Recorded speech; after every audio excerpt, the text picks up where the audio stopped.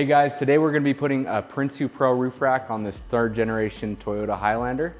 This install guide will also work for the original style roof rack. There's going to be quite a few similarities between them. The biggest differences will just be the assembly of the racks themselves.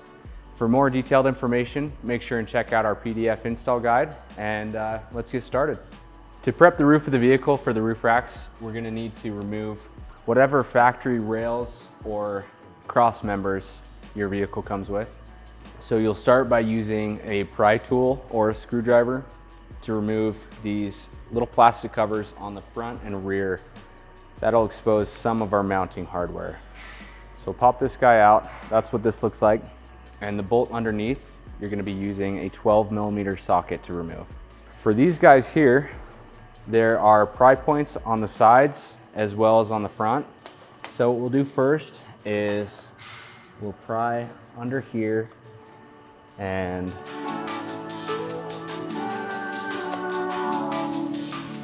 get that loose on the front.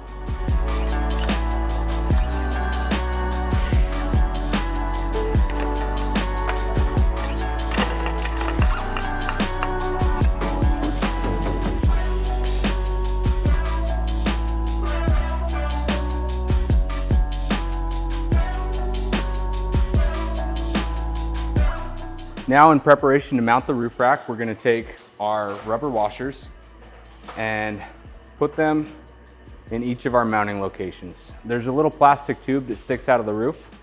You'll just stretch the inside of the washer around that tube. Then we'll take our aluminum spacers, put them over each of those locations, and fill the spacer with our RTV silicone in preparation for the rack. So the first thing you're going to want to do is unbox everything and lay it all out. Make sure you have all the pieces. We're going to have 9 48.5-inch Pro crossbars, plus our silver aluminum extrusion for the wind deflector. We've got our outer side rails, and then our front and rear inner side rails on each side, as well as our Pro wind deflector. We've laid out all of our crossbar screws. We're going to apply a drop of thread locker to each of them before we bolt this thing together.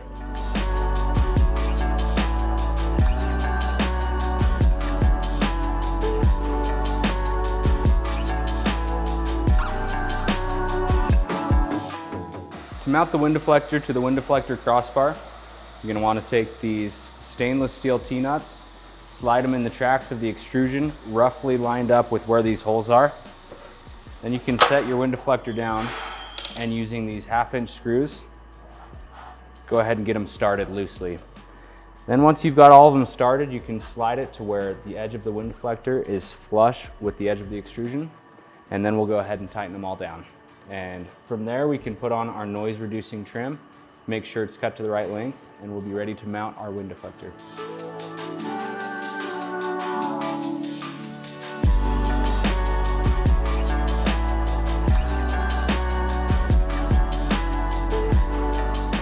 So next you're going to want to bolt on your mounting feet. We have 4 sets of mounting feet.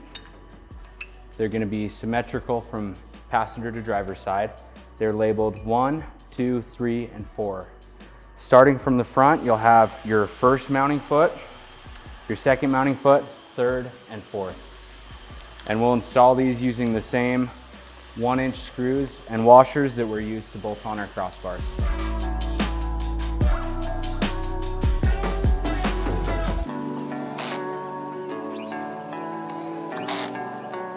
So what we're doing is filling each of our spacers with our black RTV silicone. This is going to ensure the most watertight seal possible. We've got our rubber washer underneath the spacer. When the rack gets tightened down, that's going to compress, and then the bolt will be completely encased in silicone, so you shouldn't have any water entry.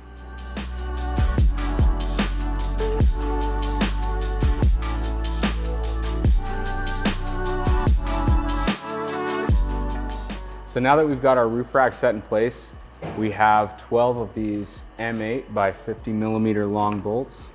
We'll just drop those into each of our slots on the mounting feet and start getting them threaded by hand before we use a 13mm socket or wrench to fully tighten them down.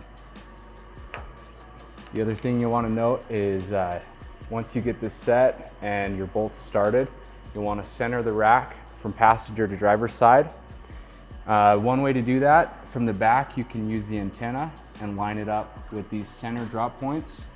Another way you can do it is to make sure that the gap that's showing in the slots on the mounting feet is consistent from driver's side. And then just the overall look, if you want to take a step back and look at the roof rack from the front and just make sure it's good and centered, then you can go ahead and tighten it down.